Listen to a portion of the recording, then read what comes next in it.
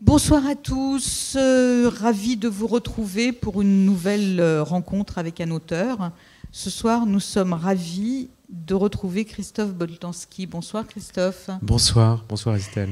Christophe, nous sommes très heureux de vous recevoir et moi je suis très heureuse de vous recevoir parce que vous avez traversé une frontière qui me fascine, la frontière entre le reportage et le récit, beaucoup plus personnel. Je vous poserai quelques questions là-dessus, mais on va commencer par le commencement. Je crois qu'il est normal, quand on reçoit quelqu'un, de le présenter. Donc je vais vous présenter en quelques lignes.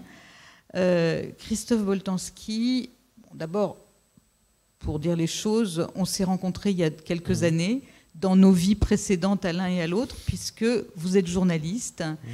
Et vous êtes brièvement passé par Londres, où j'ai passé de longues années comme journaliste. Mais votre premier job de journaliste, d'après votre fiche Wikipédia, c'était dans un, je ne sais pas si c'était un quotidien à l'époque, qui s'appelait Le Progrès égyptien. Alors c'est parce que c'était dans le cadre de ma coopération. C'était un quotidien du VSNA. Donc oui, c'est un quotidien, c'est toujours un quotidien. Il existe toujours. C'est, je crois, online le premier maintenant. journal francophone créé au Proche-Orient. Il a dû être créé en 1864, quelque chose comme ça. Et je crois que c'est le dernier qui existe en Égypte, en tout cas. Et sans doute un des derniers. Je crois qu'il y a aussi peut-être un supplément en français d'El Aram. Oui. Peut-être. Donc, vous y êtes resté combien de temps? 2 ans? La période réglementaire, 18 mois. 18 mois. À la suite de quoi vous êtes entré à Libération, oui, où vous avez passé 8 ans, 8-9 ans 17 ans. À Libération, 17 Libération, ans 17 ans. Ok, j'ai mes chiffres, je me suis trompée dans mes chiffres. Alors, à Libération, vous avez été correspondant de guerre, vous avez couvert la guerre du Golfe. Non, pas tout à fait. Enfin, je suis arrivé plutôt à la fin de la guerre du Golfe. Hein, donc, mais oui, j'étais au desk beaucoup à Paris, mais je suis parti sur le terrain un petit peu avant et vraiment à la fin. Et puis de là, vous êtes parti à Jérusalem. Oui, j'ai été correspondant à Jérusalem pendant 5 ans, oui, et de 95 à 2000. Donc vous vous intéressez particulièrement au Proche-Orient? Oui. De toute façon, c'est un de vos centres d'intérêt, le Proche-Orient, depuis le début. Absolument. Oui, j'y ai passé beaucoup de temps. Et puis vous avez donc, je le disais, vous avez fait une brève incursion à Londres. 4 ans quand même. Hein, donc... 4 ans, oui, effectivement. Bon, mais... Et puis ensuite, vous êtes passé au Nouvel Obs. Et puis toujours dans votre carrière, dans votre trajectoire de journaliste, vous avez été brièvement rédacteur en chef de la revue 21.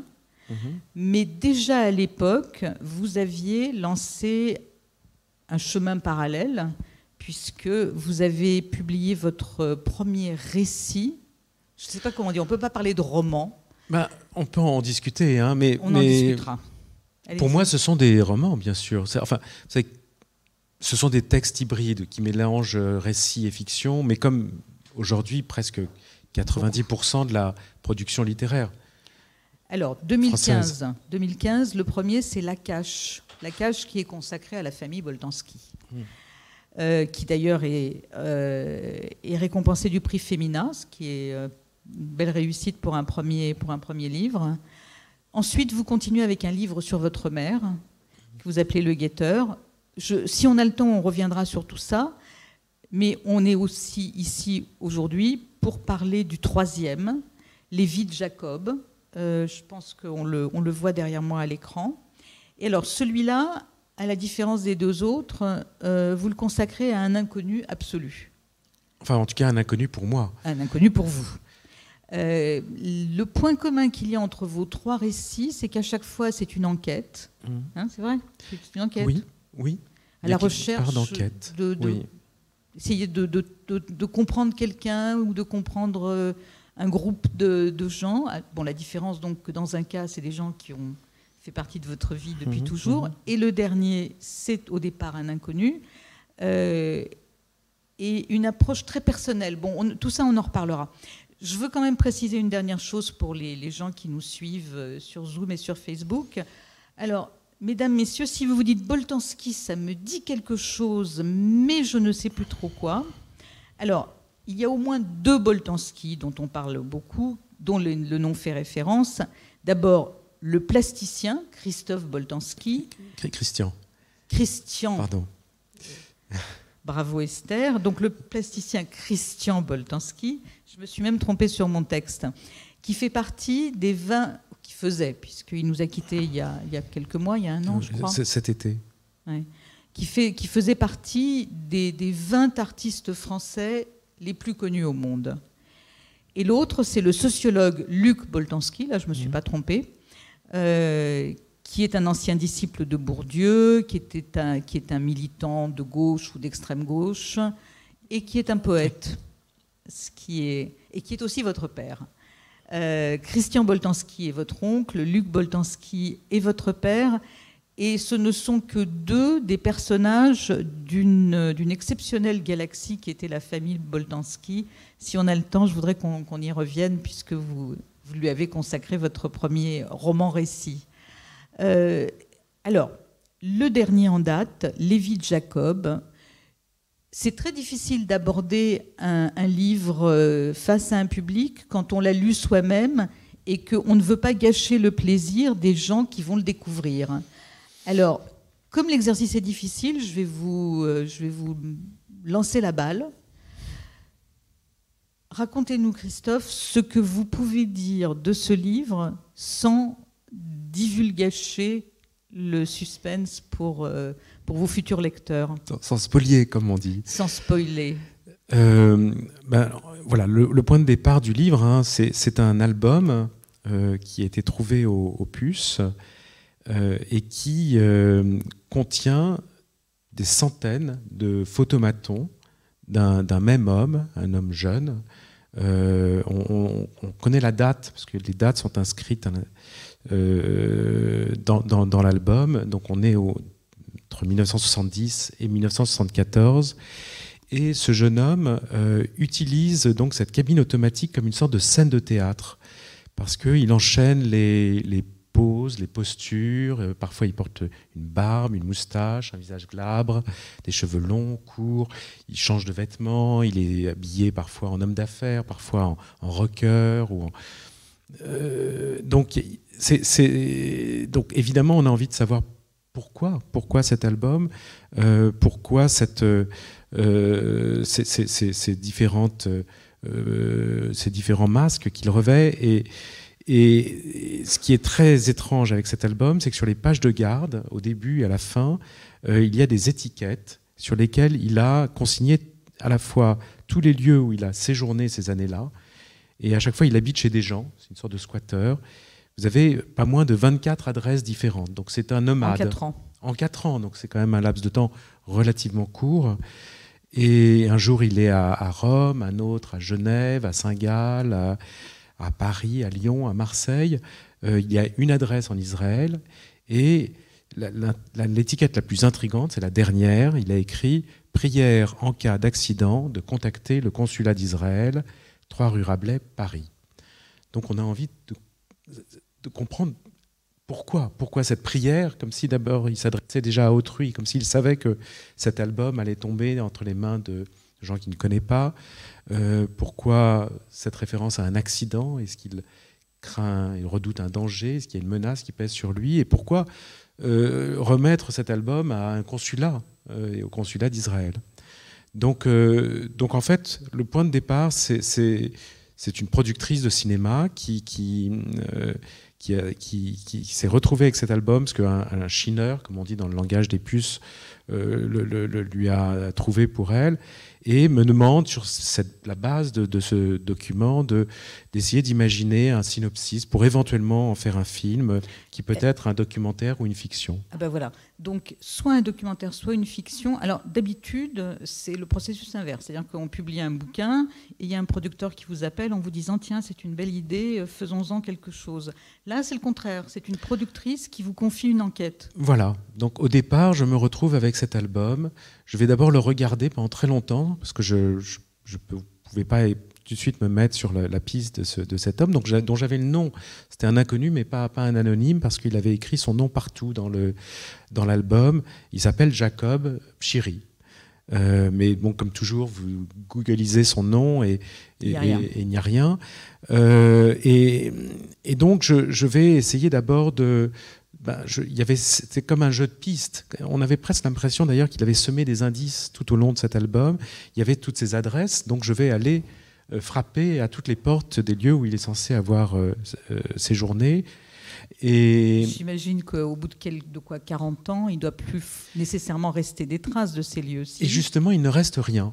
Et ça, enfin, presque rien. Parfois, l'adresse ne correspond plus à rien. Il y a un parking à la place ou un terrain vague. Et les noms qu'il a indiqués, les gens ont évidemment disparu. Et les noms des gens chez qui il a habité également ne figurent plus nulle part. Si l'immeuble existe, personne n'a le souvenir de ces gens et encore moins de ce Jacob. Et ça, c'est vrai que c'est quelque chose qui va m'intéresse parce que je pense que mes 3 livres portent tous plus ou moins sur la trace. Vous disiez donc c'est des enquêtes, c'est vrai, mais c'est des enquêtes qui aboutissent à beaucoup de choses très fragmentaires. Hein. Et ça, c'est pour moi quelque chose d'assez, vraiment quelque chose qui m'intéresse beaucoup, c'est d'essayer de retrouver et surtout de se rendre compte de la rapidité avec laquelle des gens disparaissent et d'essayer donc de retrouver, de sauver du néant, du vide, des traces de ces personnes. Est-ce qu'il y a un moment quand même où vous vous êtes dit bon, je laisse tomber quoi. J'ai été déjà à Marseille, j'ai été ici, j'ai été là, j'ai rien trouvé, je laisse tomber, non? J'ai un caractère assez obsessionnel, donc quand je me lance dans une direction, je persévère de façon presque folle d'ailleurs. Donc non, je vais continuer. Donc je vais même écrire, envoyer comme des bouteilles à la mer, je vais écrire des lettres un peu partout, même au lieu et un jour je vais avoir une réponse. Je vais avoir une réponse parce qu'il est censé avoir travaillé à Marseille pour l'OPEJ, qui est un organisme qui... Voilà. Vous êtes déjà beaucoup plus loin. Je le disais, vous avez été correspondant à Jérusalem. Est-ce que le fait qu'il y ait marqué sur la page de garde, en cas d'accident, contacter le consulat d'Israël, est-ce que vous pensez que ça fait partie de que ça a éveillé votre curiosité? Oui, bien sûr, parce qu'effectivement, j'ai vécu longtemps en Israël. C'est un pays auquel je suis attaché. Et puis il y a aussi ce nom. Et quand je tape son nom sur Internet, je tombe clairement sur un homonyme parce que les années ne correspondent pas, sur un chanteur de Djerba, qui s'appelle lui aussi Jacob Pshiri, qui est décédé depuis plusieurs années, mais qui était une des figures de la communauté de Djerba, qui animait notamment le grand pèlerinage de la Riba qui a lieu chaque année à Djerba. Bon, on ne va pas suivre chronologiquement votre jeu de piste, comme vous l'appelez, mais il vous a amené à Djerba. C'est un lieu particulier, Djerba. C'est un lieu très... Surtout en termes de communauté juive, non? Tout à fait. C'est un lieu que je ne connaissais pas au Marne. Je connais bien la Tunisie, mais je ne connaissais pas Djerba. Et c'est vrai que j'étais extrêmement surpris. Vous savez, donc historiquement, il y avait 2 villages où la communauté juive de Djerba se répartissait entre le Hara Kebira et le Hara Srira, le petit quartier ou le grand quartier. Et aujourd'hui, ils sont surtout à Hara Kebira. À Hara Srira, vous avez cette fameuse synagogue qui s'appelle la Riba, hein, donc le lieu de ce grand pèlerinage annuel. Le lieu de ce grand pèlerinage annuel. Mais ce qui est très particulier à Djerba, c'est que c'est, je pense, sans doute le seul endroit dans le monde arabe où la communauté juive progresse depuis quelques années. Elle est en progression démographiquement. On le voit d'ailleurs quand on se promène dans les ruelles du village. Il y a à ces mains qui sont apposées sur les façades et qui témoignent de naissances, de mariages, à ces constructions un peu foutraques. Et c'est une communauté extrêmement vivante où on perpétue vraiment c'est une société très traditionnelle, hein, on perpétue vraiment la tradition. Et j'ai pu avoir la surprise, par exemple, d'entendre le vendredi soir le rabbin sort sur sa terrasse et souffle dans le chauffard pour annoncer le début du Shabbat. Mais même à Jérusalem, ce n'est pas le cas. Donc tout ça était très, très émouvant. Et comment ils vous ont accueilli? Parce que vous débarquez dans une communauté où personne ne vous connaît en disant, voilà, je cherche un type qui s'appelle Jacob Chéry, je ne sais rien sur lui, ou pas grand-chose. J'étais...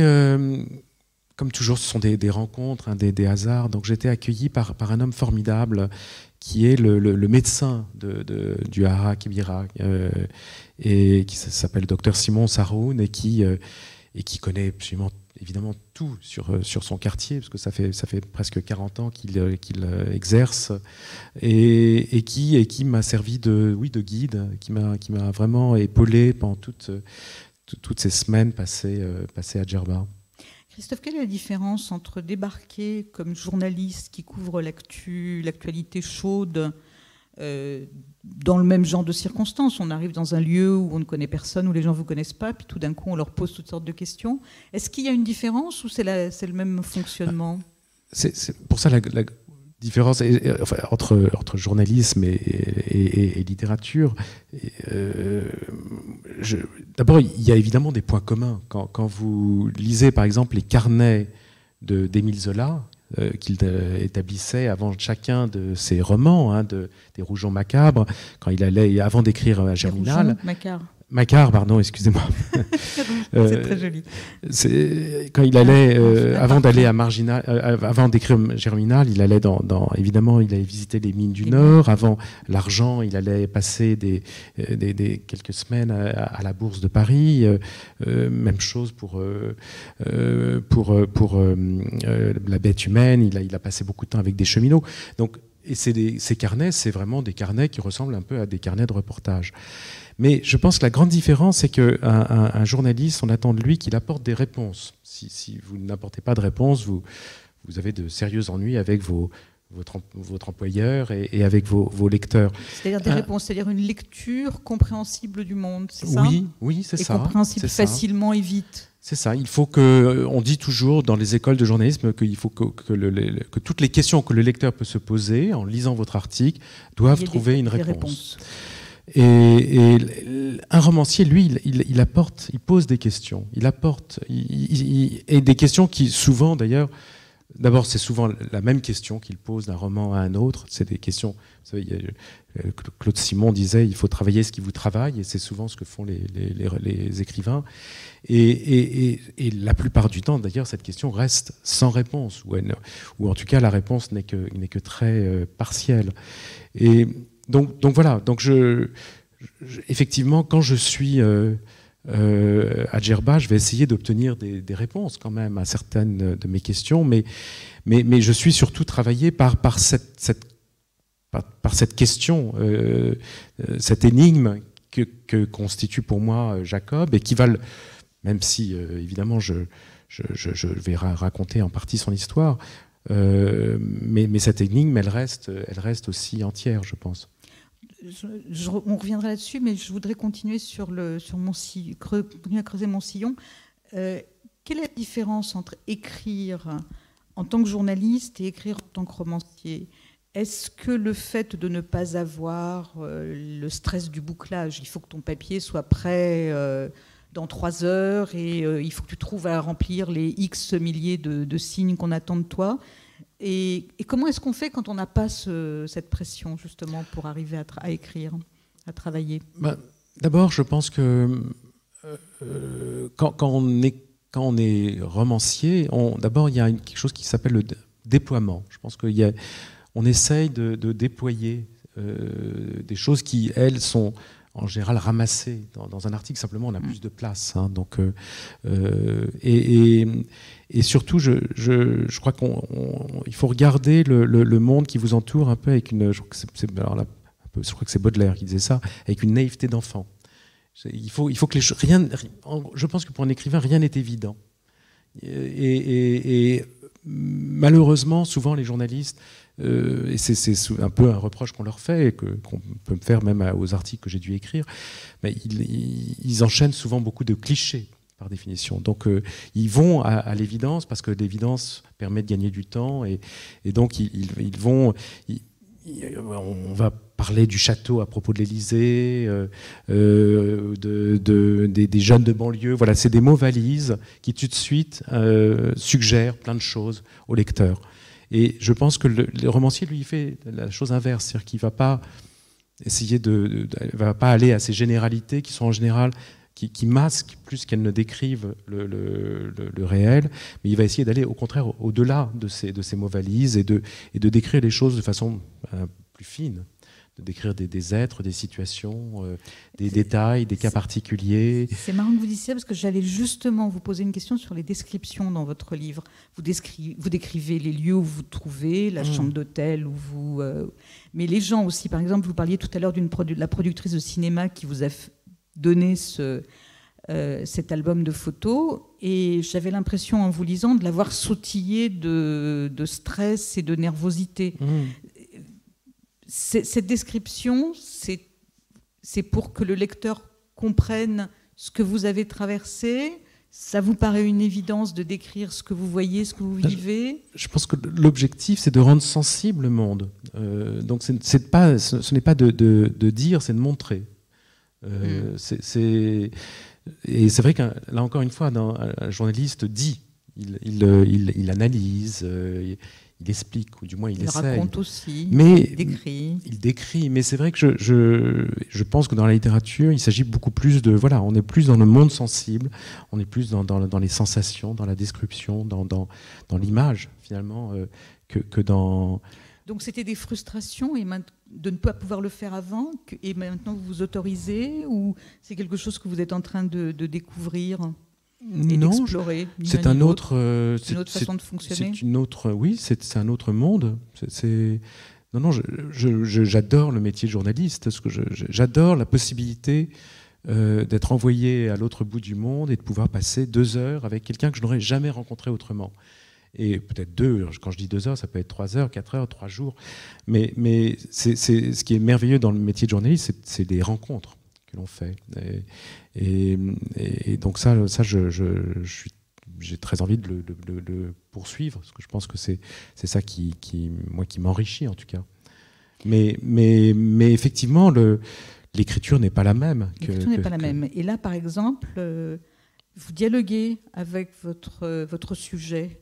Il y a une part pour l'imaginaire. Vous le disiez tout à l'heure, il y a à la fois du récit et il y a de la fiction. Et donc votre personnage, vous le faites parler, vous lui attribuez des envies, des questionnements, et puis vous adressez à lui. Enfin, je ne sais pas si je le fais parler. Je m'adresse à lui, enfin je le tutoie.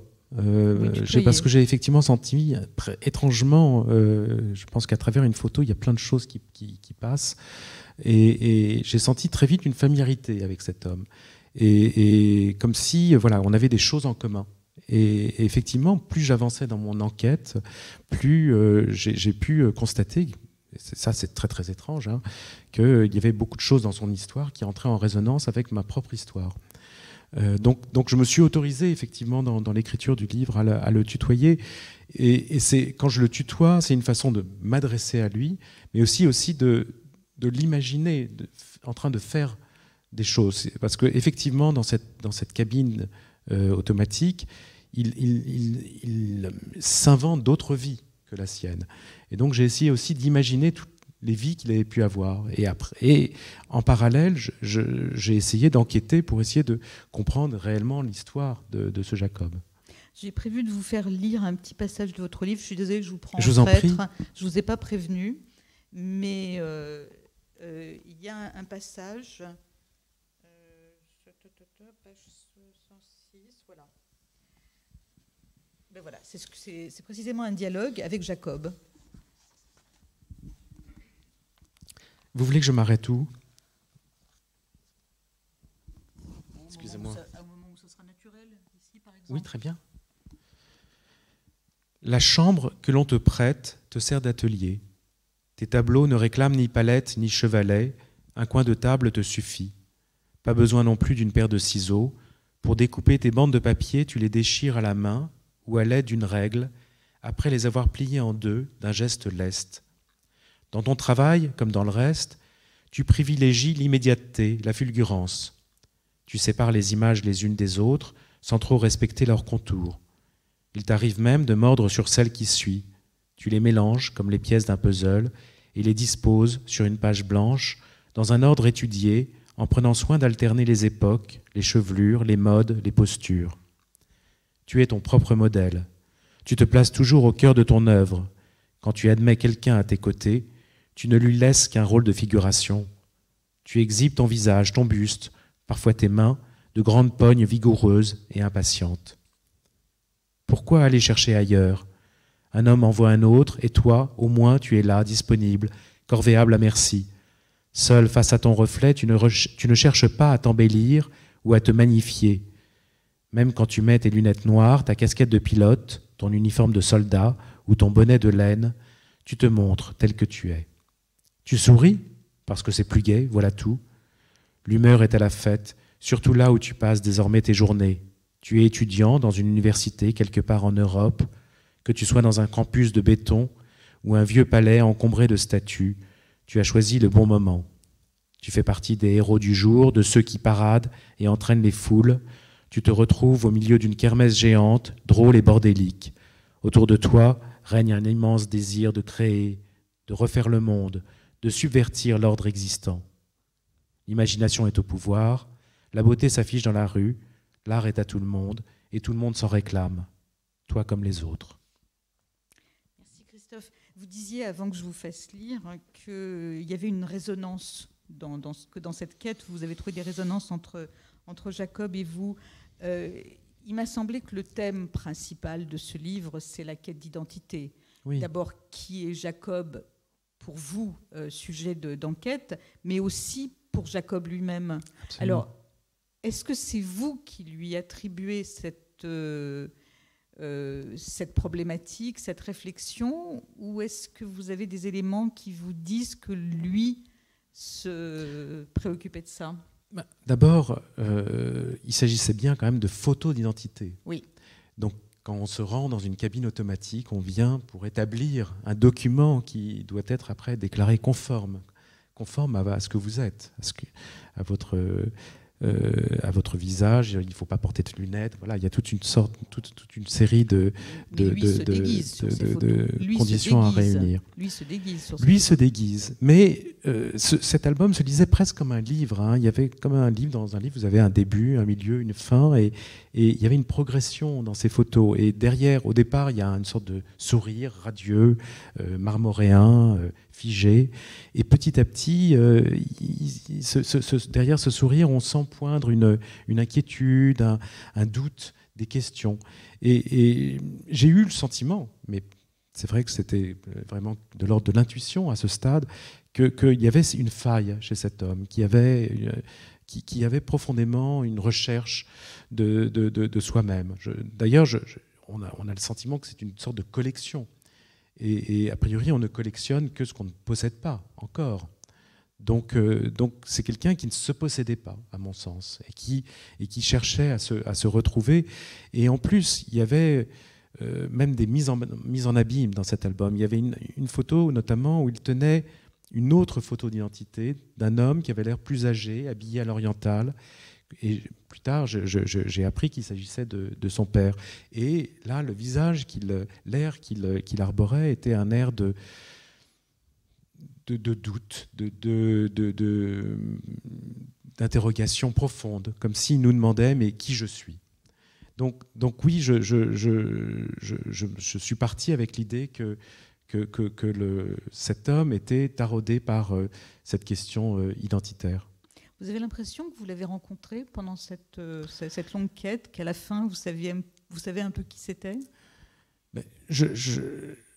Tout ça était effectivement toujours très approximatif, parce que quand je vais découvrir, quand un album de cette nature se retrouve sur l'étal des puces, c'est que la personne, généralement, n'est plus de ce monde. Hein, parce que voilà, quand un album photo qui touche à l'intime... Ou qu'elle a déménagé, mais de façon radicale. Oui. Oui.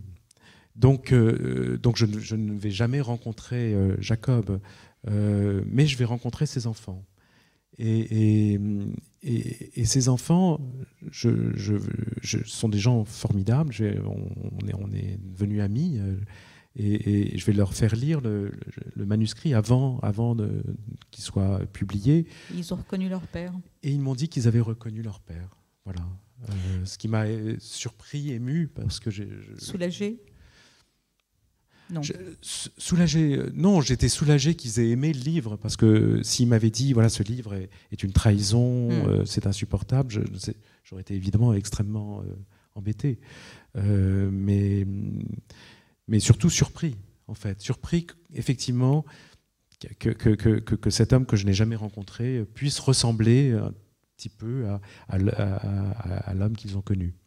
Je voulais vous poser une question sur votre approche. C'est la première fois que vous consacrez un livre à quelqu'un qui est juif et pour qui être juif est un élément essentiel de son identité. Mon grand-père était juif et c'était un élément essentiel de son identité. Donc dans La Cache, il s'agit aussi de cette histoire-là, donc de quelqu'un qui se cache pendant près de 2 ans et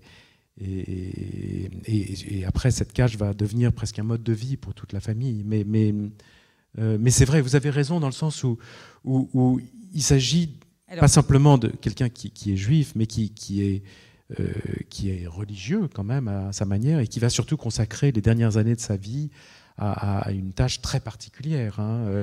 Donc je ne sais pas si vous voulez qu'on en parle là, mais qui est effectivement très, très importante. Il va diriger la Revra Kadisha du consistoire de Paris. Mais vous parliez de votre grand-père. Donc ça m'oblige parce que tout le monde ne le sait pas. Donc la galaxie Boltanski, qui est vraiment une galaxie qui était installée en un lieu très spécifique, rue de Grenelle, avec une déclinaison géographique, et qui a été... Donc à l'origine, il y a le grand-père, qui est un juif russe, qui arrive au début du XXe siècle en France.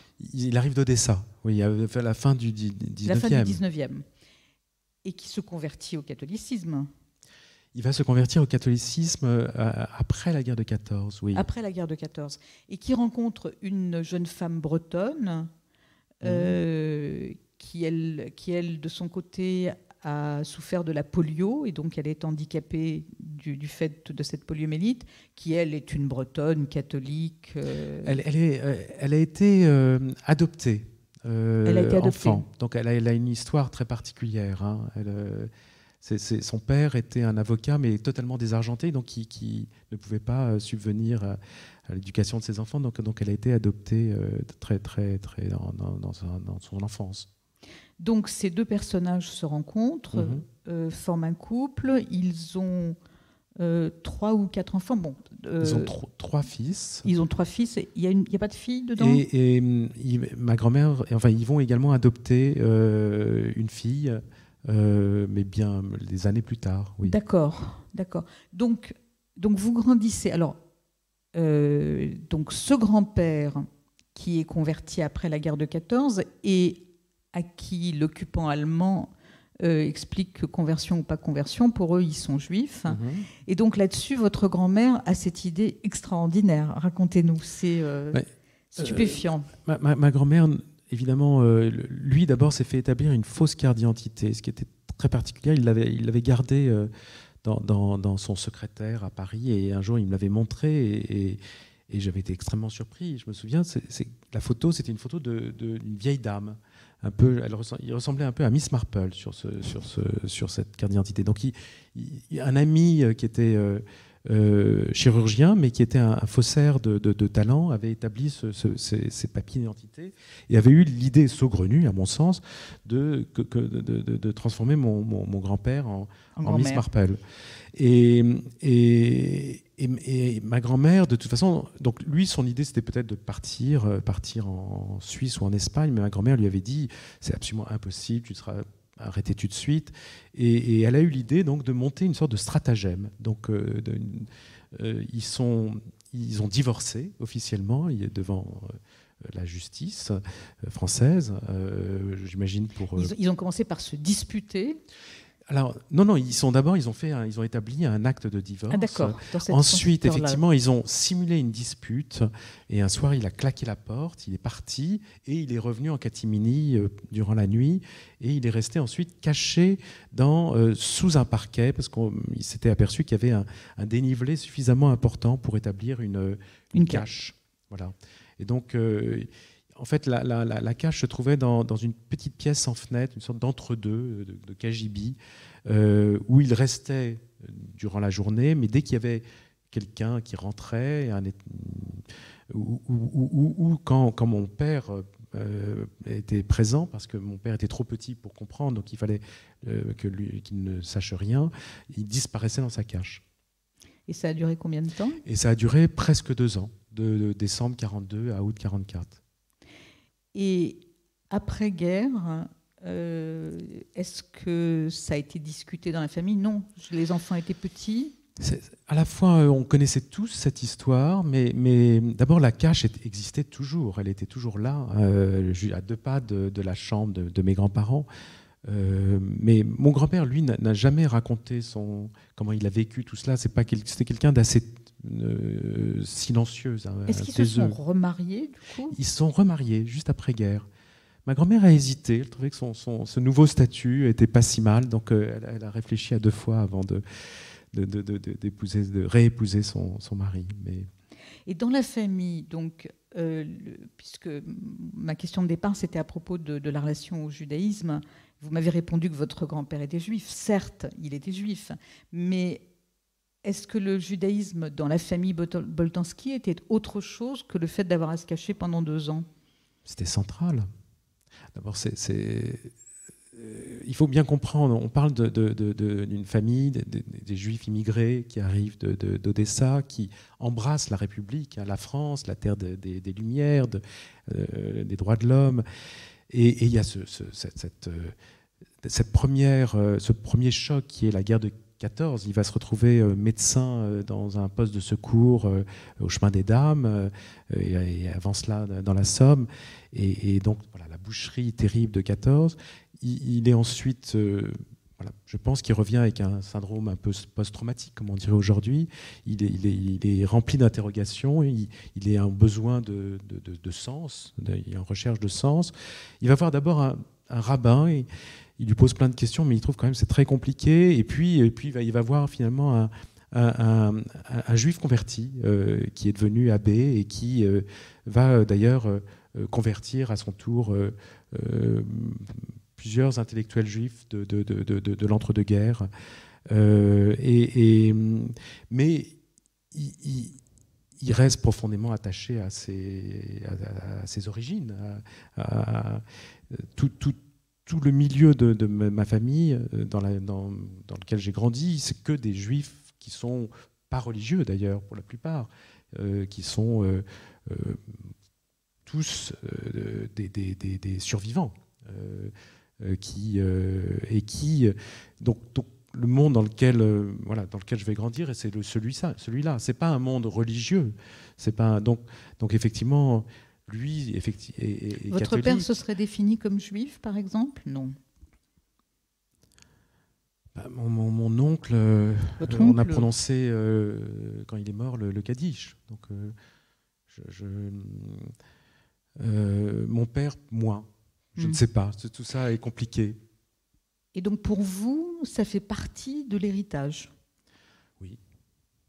Et là, vous vous retrouvez face, dans cette nouvelle quête, dans cette nouvelle enquête, vous vous retrouvez face à quelqu'un, on a parlé tout à l'heure de Djerba, vous vous retrouvez face à un jeune juif de Djerba qui est parti pour aller en Israël. Enfin bref, le judaïsme fait partie de lui, de son identité, oui, de son monde, de sa vision du monde. C'est vraiment le filtre.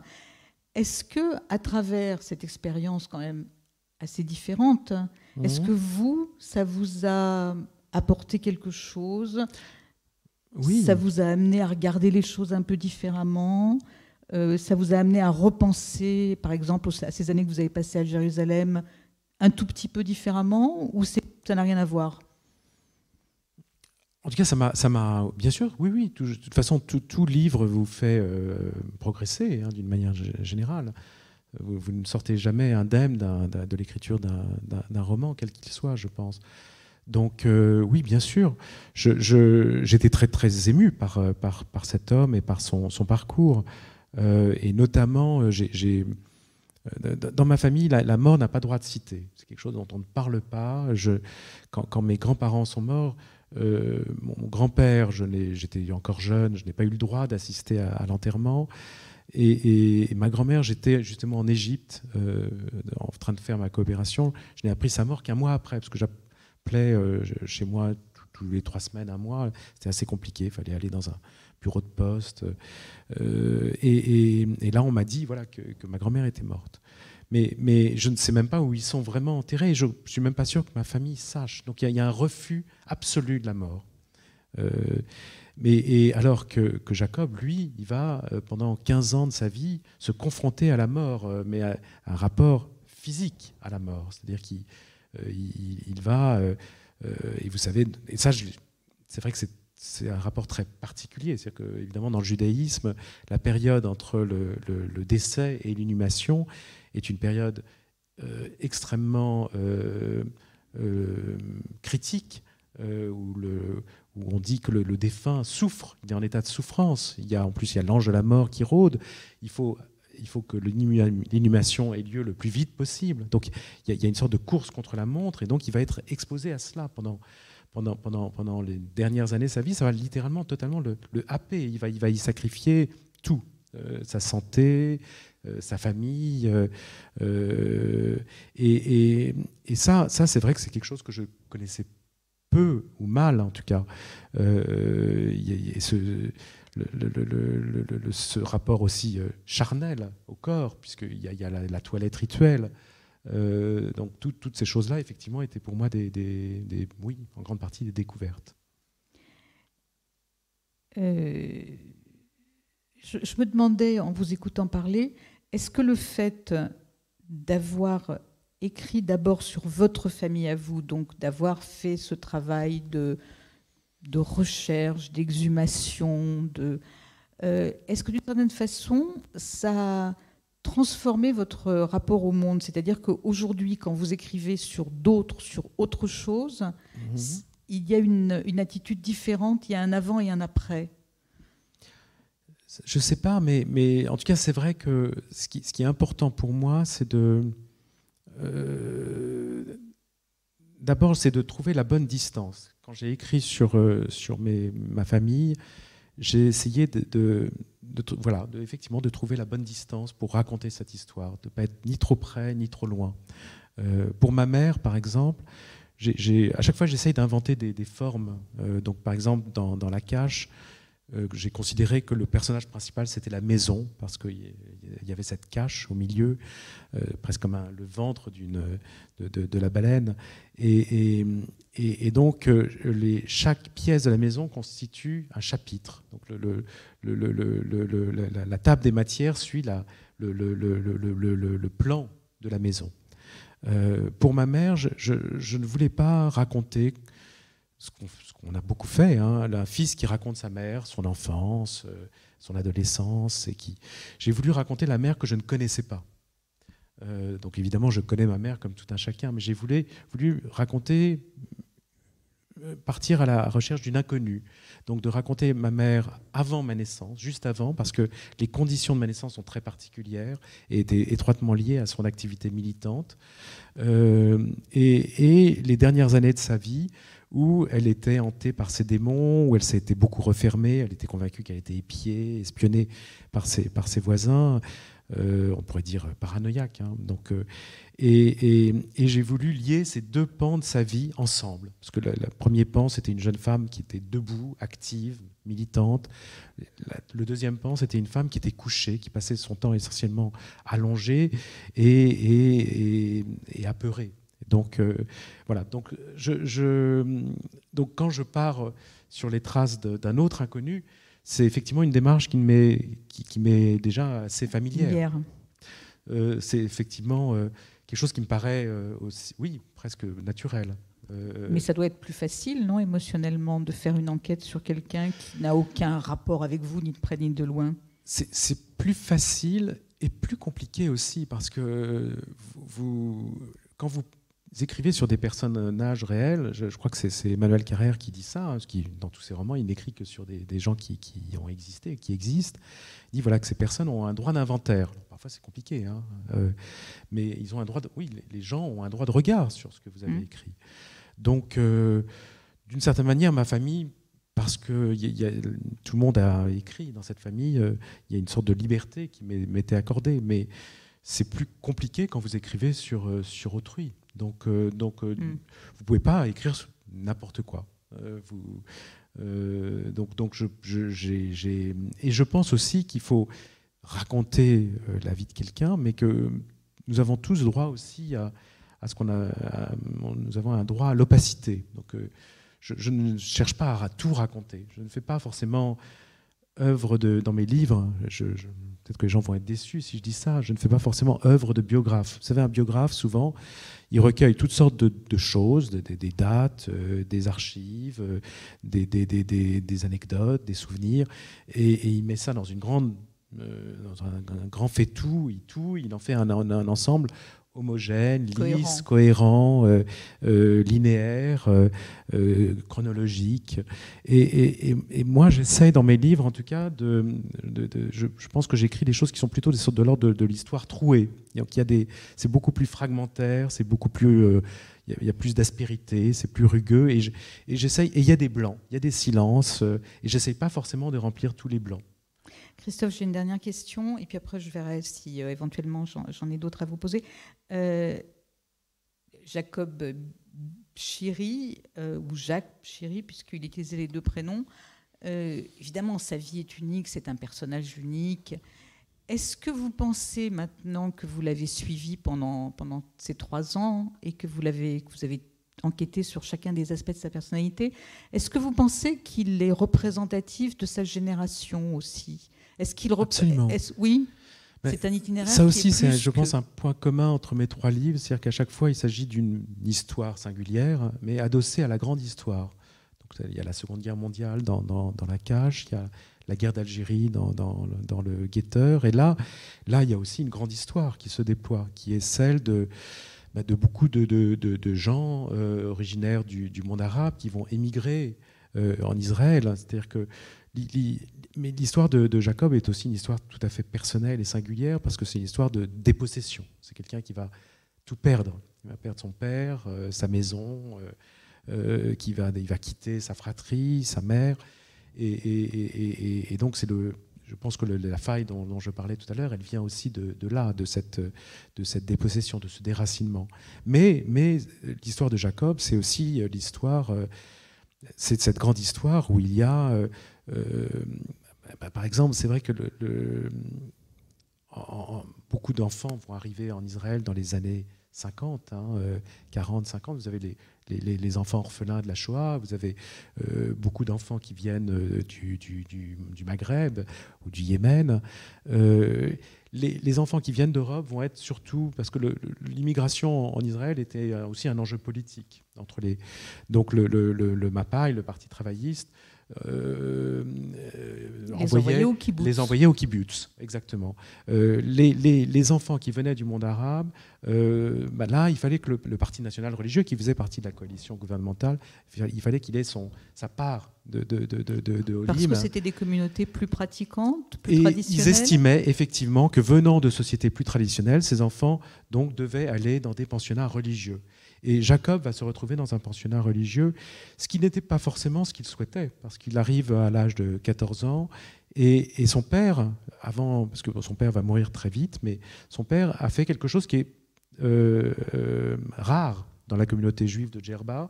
Vous savez, dans la communauté juive de Djerba, l'enseignement était essentiellement un enseignement religieux qui était donné par les rabbins. Et d'ailleurs, il y avait même eu un refus des chefs de la communauté et des rabbins que l'Alliance israélite universelle ouvre une école à Djerba. Et le père de Jacob, lui, va l'envoyer à l'école publique, à l'école française, qui est à Umtsuk, qui n'est pas très loin, à quelques kilomètres de là. Ce qui est effectivement assez rare. Donc, et arrivé en Israël, il se retrouve dans ce milieu religieux. auquel il ne voulait pas nécessairement appartenir. Je pense, oui. Alors, donc on parlait de toute cette génération, mais il y a un autre aspect qui est, vous le disiez tout à l'heure, la communauté de Djerba qui est en expansion, qui est sans doute la seule communauté juive de tout ce monde arabe qui est en expansion. Qu'est-ce qu'on peut dire? Vous connaissez bien la région, vous l'avez beaucoup couverte. Qu'est-ce qu'on peut dire de cette absence, de ce blanc, de ce noir, enfin de ce trou, de cette communauté qui était là depuis des siècles, que ce soit en Algérie, que ce soit en Tunisie, en Libye, et tout d'un coup, il n'y a plus rien? Oui, parce qu'il y a évidemment... il y a une histoire extrêmement dure, extrêmement violente. D'abord, il va y avoir en Algérie, donc il y a la guerre d'Algérie et les Juifs d'Algérie qui ont obtenu la nationalité française avec le décret Crémieux, qui vont être dissociés du reste de la population et qui vont partir, qui vont devoir partir. Donc ça va être un arrachement absolument épouvantable. Au Maroc, l'histoire est différente. Donc le Mohamed V va protéger les Juifs pendant la guerre. Il y a une communauté juive encore importante au Maroc. Donc je pense même plus importante encore qu'en Tunisie. En Tunisie, encore une fois, c'est encore une autre histoire. C'est-à-dire qu'il y a... au moment de l'indépendance, il y a une très grande peur de ce qui va se passer.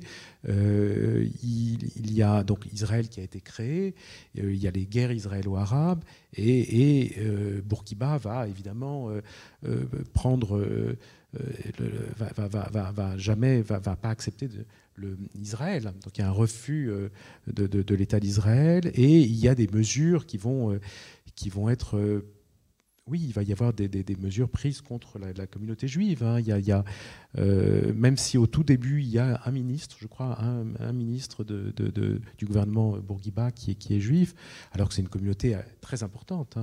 Il va très vite être chassé du gouvernement et la communauté juive va se sentir... isolé, stigmatisé. Il y a en plus le socialisme destourien, donc il y a une nationalisation des biens, et donc beaucoup de gens vont partir. Et ce sont des sujets qui vous intéressaient comme journaliste au départ et que vous avez retrouvés là à travers l'histoire de Jacob. Oui. En somme, vous étiez destiné à tomber sur son album. Mais c'est ce que je dis au début du livre, je dis que ce n'est pas vous qui choisissez une histoire, c'est une histoire qui vous choisit. Donc je suis tombé dans cette histoire par hasard. Mais effectivement, j'ai été... Vous avez repéré de loin. Mais je pense qu'elle m'avait repéré, oui. Quand j'ai rencontré le fils de Jacob, David, il m'a dit « je ne crois pas au hasard ». C'est la première chose qu'il m'a dit. Et d'ailleurs, il m'a dit, et mon père non plus, parce que son père croyait très fortement à ce qu'on appelle la psychogénéalogie. Donc, cette idée que des choses se transmettent d'une génération à une autre, et particulièrement les traumatismes. Et donc, moi non plus, en fait. Je ne crois pas trop au hasard. Je pense que... Je pense que effectivement cette histoire ne m'est pas arrivée entre les mains par hasard. Je ne sais pas si j'ai des questions en ligne. C'est très compliqué. Je ne pense pas. C'est trop compliqué. Je ne pense pas qu'il y en ait dans la salle. Je vais vous remercier, Christophe. J'espère qu'on vous reverra très vite. Nous parlions des vies de Jacob, de Christophe Boltanski. Alors, je suis en train, évidemment, c'était aux éditions Stock. Je recommande sincèrement, c'est un très beau livre. Merci infiniment, Christophe. Merci beaucoup. Merci. On vous retrouve pour le prochain ? J'espère. C'est quand ? Alors, je suis assez lent comme garçon. Donc, Non, mais ça veut dire qu'il y en a un qui a commencé. Il y en a un qui est en route. Oui, il y en a un qui est en route. Bon. Oui. Eh bien, écoutez, bonne chance pour la suite. Merci encore. Merci Et puis à vous. à très bientôt à tous. Bonsoir. Bonsoir.